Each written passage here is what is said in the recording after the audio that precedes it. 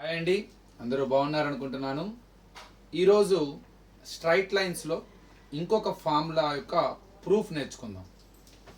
Angle between the two straight lines అంటే మనకి ప్లేన్లో మనం కనుక టూ లైన్స్ని కనుక డ్రా చేస్తే you take them as L and M. How to find out the angle between them. Actual ఇక్కడ ఏర్పడ్డ యాంగిల్ కూడా యాంగిల్ బిట్వీన్ దెమ్మే అంటారు. ఇక్కడ ఫామ్ అయిన యాంగిల్ కూడా యాంగిల్ బిట్వీన్ దెమ్మే అంటారు. ఒకవేళ ఇక్కడ 110 ఉందనుకోండి, ఇది కూడా 110 అవుతుంది, వర్టికల్లీ ఆపోజిట్ యాంగిల్స్. ఇది 70 అవుతుంది, ఎందుకంటే లీనియర్ పేరు. ఇది కూడా 70 అవుతుంది. మరి 110 70లో దేన్ని మనం యాంగిల్ బిట్వీన్ ద లైన్స్ అంటాం? Acute angle. 0 డిగ్రీ నుంచి 90 డిగ్రీకి మధ్యలో ఉన్న యాంగిల్ని మనం ట్రీట్ చేయాలి. ఆ యాంగిల్ కనుక్కోవడానికి ఫార్ములా ఏంటి? So cos theta is equal to a1 a2 plus b1 b2 modulus of square root of a1 square plus b1 square అలానే సారీ ఒకటే రూట్ పెట్టేసాను కదా, a2 square plus b2 square. ఇది we have a relation between theta and the two straight lines, whatever coefficients it have. So cos theta is equal to a1 a2 modulus of a1 a2 plus b1 b2 by so square root of a1 square plus b1 square into a2 square plus b2 square. దీన్ని ఒక theoretical గా ఎలా prove చేయాలి అన్నది వాళ్ళు నేర్చుకుందాం. ఇంతకీ ఏదైనా సరే ఏ లైన్ మనం డ్రా చేసినా కోఆర్డినేట్ సిస్టంలో ఎక్స్ యాక్సిస్ గుండా వై యాక్సిస్ గుండా ప్లేన్లో డ్రా చేస్తూ ఉంటాం. మనం ఏం చేద్దామంటే, సో మన కన్వీనియంట్ కోసం టూ లైన్స్ ప్లేన్లు ఎలానో ఉండొచ్చు, కానీ వాటికి ప్యారలల్గా so the line which is passing through the origin ఒకటి తీసుకుందాం, ఇంకొక లైన్కి ప్యారలల్గా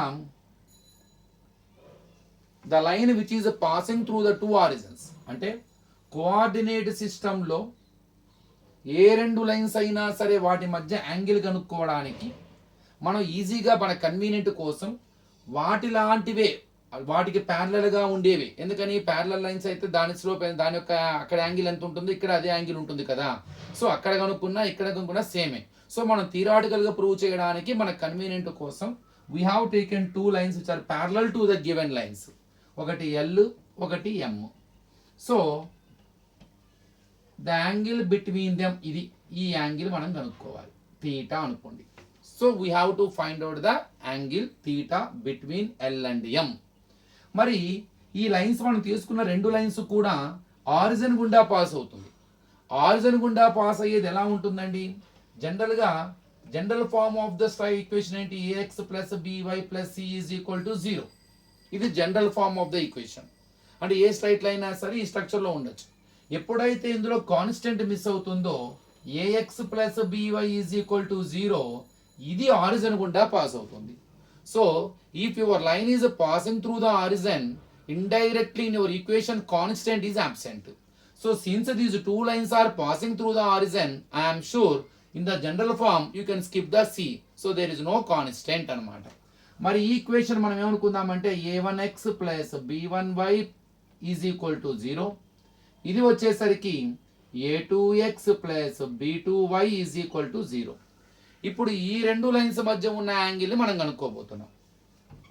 మరి every line is a set of infinite points. ప్రతి లైను కూడా ఇన్ఫైనైట్ పాయింట్స్ గుండా ట్రావెల్ అవుతూ ఉంటుంది. మరి ఇందులో ఈ లైను ఒక పాయింట్ గుండా వెళ్ళే ఈ లైన్ మీద ఉన్న ఒక పాయింట్ తీసుకోబోతున్నాను. ఆ పాయింట్ ఈ ఈక్వేషన్ని సాటిస్ఫై చేసే విధంగా ఉండాలి. The point which satisfies the equation, I'm sure that point lies on that so line. So ఆ ఈక్వేషన్ని సాటిస్ఫై చేసే ప్రతి ఒక్క pair of x comma y కూడా గ్రాఫ్లో ఆ స్ట్రైట్ లైన్ మీద ఉంటుంది. నేను ఒక పాయింట్ తీసుకుంటున్నాను ఇక్కడ. ఆ పాయింట్ ఎలా ఉంటుందంటే దాని కోఆర్డినేట్స్ నేను తీసుకుంటూ ఇక్కడ b1 మైనస్ a1 కావాలంటే మీరు చెక్ చేసుకోండి whether it satisfies the given equation or not. a1x plus b1y is equal to 0 అవ్వాలి. 0 కనుక అయితే అది దానికి సొల్యూషన్ ఆఫ్ ద ఈక్వేషన్ అవుతుంది. It satisfies the given equation. ఇందులో x coordinate b1, y coordinate -a1 substitute చేయండి. a1 into b1 plus b1 into minus a1 b1 plus into minus a1 into b1 a1 b1 ఎస్ cancel 0 no doubt. అట్లానే ఈ second equation లో కూడా second line మీద కూడా ఉన్న ఒక point, that point which satisfies the equation a2x plus b2y equal to 0, అది కూడా ఈజీగా చెప్పొచ్చు మనం. అట్లా అంటే b2 కామా మైనస్ a2. ఇందులో ఇప్పుడు మనం ఈ తీటాను ఫైండ్ అవుట్ చేయాలి కదా. మనం డైరెక్ట్గా తీటా కనుక్కునే అవకాశం అయితే లేదు, నో డౌట్ అందులో. నేనేం చేద్దామంటే ఎక్స్ యాక్సిస్కి వన్ ఆఫ్ ద యాంగిల్కి మధ్య ఒక యాంగిల్, ఎక్స్ యాక్సిస్కి వన్ ఆఫ్ అవర్ లైన్కి ఒక యాంగిల్ని నేను θ1 అనుకున్నాను అనుకోండి. అదే ఎక్స్ యాక్సిస్కి సెకండ్ లైన్కి మధ్య యాంగిల్ θ2 అనుకున్నాను అనుకోండి. అప్పుడు ఈ టోటల్ యాంగిల్ θ1లో నుంచి ఇక్కడ యాంగిల్ θ2 కనుక సబ్ట్రాక్షన్ చేస్తే మనకి కావలసిన రిక్వైర్డ్ యాంగిల్ θ వచ్చే అవకాశం ఉంది. So to find out the angle between the given two lines, first of all you have to find out the angle so which lies between x-axis and one of the given line and θ2 which makes the angle between x-axis and second line. If you subtract them, you will get the angle between the given lines. ఈ లాజిక్ని మనం follow అవుతూ మనం ముందు θ1 కనుక్కుందాం, θ2 కనుక్కుందాం. So అది మన ఇష్టం, θ1 θ2 ఎలా ఏ పేరు పెట్టుకున్నా కూడా పర్లేదు. నేను ఫస్ట్ θ1 కనుక్కోవడానికి ట్రై చేస్తాను. θ1 కనుక్కోవాలి కాబట్టి జస్ట్ మనకి one of the given line X axis ఉంటే సరిపోతుంది, ఇంతవరకే తీసుకుందాం. ఇప్పుడు ఇక్కడ యాంగిల్ మొత్తం కూడా θ1. ఏదైతే ఇక్కడ పాయింట్ ఉందో ఆ పాయింట్ నుంచి ఒక పర్పెండిక్యులర్ డ్రా చేయండి. అప్పుడు మీకు ఒక రైట్ యాంగిల్ ట్రయాంగిల్ ఫామ్ అవుతుంది. ఇది O, ఇది A, ఇది P అనుకోండి. ఇప్పుడు ఈ రైట్ యాంగిల్ ట్రయాంగిల్లో θ1 కావాలి. మనం θ1 కావాలంటే మనకున్న ఈ 3 సైడ్స్ ఉపయోగించుకొని ఒక సూటబుల్ ట్రిగనామెట్రిక్ రేషియో అప్లై చేస్తే you can find out the angle θ1. ఇందులో మనకి ఏదైనా ఉందా అసలు చూద్దాం. OA, ఈ OA డిస్టెన్స్ కరెక్ట్గా X coordinate of this point అవుతుంది. ఈ యొక్క ఎక్స్ కోఆర్డినేటే OA డిస్టెన్స్ అవుతుంది. అంటే ఇప్పుడు దీని డిస్టెన్స్ ఎంత, B1. OA, ఈ OA లెంత్ కరెక్ట్గా y యాక్సిస్కి ప్యారల్గా ఉంది కాబట్టి దాని y కోఆర్డినేటే మనకి దాని యొక్క లెంత్ అవుతుంది -A1. మనకి లెంత్ నెగిటివ్ ఉన్నా అయిపోయిన లెంత్ ఎప్పుడు పాజిటివ్లో ఉంటుంది కాబట్టి you treat it as A1. మరి హైపోటెన్యూస్ ఏమవుతుంది, side square plus side square, అంటే A1 square plus B1 square with square root. So క్లియర్గా ఫామ్ అయిపోయింది. ఇప్పుడు నేను దీనికి కాస్ θ1 అప్లై చేస్తాను, సైన్ θ1 అప్లై చేస్తాను. దానివల్ల యూజ్ ఏంటో మీకు తర్వాత అర్థమవుతుంది. Cos θ1 is equal to adjacent side by hypotenuse, అంటే B1 by square root of A1 square plus B1 square. Sine θ1 is equal to opposite side by hypotenuse, opposite side A1 by square root of A1 square plus B1 square. Completed. Same ఇదే ప్రాసెస్ని మనము second లైన్కి X యాక్సిస్కి మధ్య ఉన్న angle, second line ఇలా ఉంది ఇందాక, A2x plus B2y is equal to 0. దీని మీద కూడా ఒక పాయింట్ ఉందా చెప్పాను మీకు, B2 comma minus A2, B2 comma minus A2 which satisfies the given equation. Draw one perpendicular, ఇక్కడ θ2 ఉంటుంది. సో ఇది Q అనే పాయింట్ అనుకోండి, ఇక్కడ OB అనుకోండి. ఈ OB length X coordinate of this point అవుతుంది D2. QB length y coordinate of the point అవుతుంది, అంటే -A2 లెంత్ కాబట్టి A2 అని తీసుకుంటున్నాను నేను. ఆటోమేటిక్గా హైపోటెన్యూస్ ఏమవుతుంది, A2 square plus B2 square with root. ఎందుకని hypotenuse square equal to side square plus side square. మనకి హైపోటెన్యూస్ కావాలి కాబట్టి స్క్వేర్ తీస్తే రూట్ వచ్చేస్తుంది. ఇక్కడ కూడా మనం కాస్ θ2 సైన్ θ2 కనుక్కుందాం. కాస్ θ2 ఈజ్ ఈక్వల్ టు, ఇక్కడ రాస్తాను, cos θ2 is equal adjacent side by hypotenuse B2 by square root of A2 square plus B2 square. ఇప్పుడు సైన్ అప్లై చేద్దాం. Sine θ2 is equal to opposite side by hypotenuse అంటే a2 by square root of a2 square plus b2 square. కానీ మనకేం కావాలి ఇక్కడ? మనకు కావాల్సింది theta కావాలి. ఇది యాక్చువల్ లైన్ అండి, ఇందాక లైన్ ఇది, వీటి మధ్య యాంగిల్ కావాలి మనకి. మనం కనుక్కుంది ఏంది? ఇది θ2, మొత్తం యాంగిల్ θ1 కనుక్కుందాం. ఇప్పుడు మనకి తీటా రావాలంటే θ1లో నుంచి θ2 తీసేయాలి.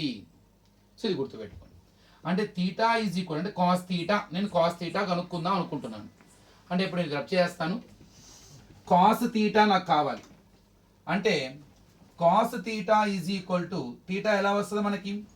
కాస్ ఆఫ్ θ1 మైనస్ θ2 చేస్తే వచ్చేస్తుంది. అది చెప్పాను, డయాగ్రామ్లో చూసాంగా, θ1లో θ2 తీస్తే తీటా వస్తుంది. So you can write theta like θ1 minus θ2. Cos A minus B formula, cos A cos B plus sine A sine B apply చేద్దాం. So cos θ1 cos θ2 plus sine θ1 sine θ2. ఎందుకని? Cos A minus B formula, cos A cos B plus వస్తుంది sine A sine B. ఇప్పుడు substitute చేద్దాం. Already cos θ1 find out చేసేసాం. b1 by square root of a1 square plus b1 square into cos θ2 b2 by square root of a2 square plus b2 square plus sine θ1 a1 by square root of a1 square plus b1 square into sine θ2 a2 by square root of a2 square plus b2 square. Do multiply b1 b2 by ఇక్కడ a1 square plus b2 square a2 square plus b2 square రెండు అంతే, a1 square plus b1 square into a2 square plus b2 square plus a1 into a2 by square root of a1 square plus b1 square into a2 square plus b2 square. LCM చేద్దాం. Both denominators are same, రెండు denominator సేమే, అదే LCM అవుతుంది. అంటే square root of ఒకే కలిపి మొత్తం కలిపి రాసేయచ్చుగా, a1 square plus b1 square into a2 square plus b2 square. ఎందుకంటే అన్నిటికీ రూట్ ఒకటే, root a into root b equal root of ab అనొచ్చుగా. So when the denominators are same add the numerators as it is. b1 b2 plus a1 a2 ఆర్డర్లో రాసుకోండి. a1 a2 plus b1 b2. ఇది cos theta.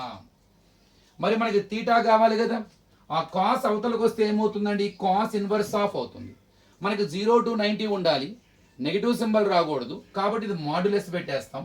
Theta is equal to cos inverse of modulus of a1 a2 plus b1 b2 by square root of a1 square plus b1 square into a2 square plus b2 square. So simple, the angle between them. So whatever angles are given to find out the angle between them, it is the relation. అంటే ఏమీ లేదండి, మీరు ఇవన్నీ substitute చేస్తే a1 a2 అంటే ఏంటండి? x coefficients, b1 b2 అంటే y coefficients. వాటిని తీసుకెళ్ళి అందులో సబ్స్టిట్యూట్ చేస్తే, ఇప్పుడు for example 2x plus 3y is equal to minus 5 is equal to 0 ఉంది. ఇందులో a1 2 b1 3, ఇంకోటి ఏదో ఉంది 5x minus 6y plus 4 equal to 0. ఇందులో a2 5 b2 6. అందులో సబ్స్టిట్యూట్ చేస్తే మీకు cos theta is equal to for example 1/2 వచ్చింది అనుకోండి, అంటే ఇండైరెక్ట్ గా cos theta is equal to cos 60 వచ్చినట్టేగా, అంటే theta is equal to 60 degree. So by using this relation you can find out the angle between any two straight lines in the plane. Next వీడియోలో ఇంకో topic discuss చేద్దాం.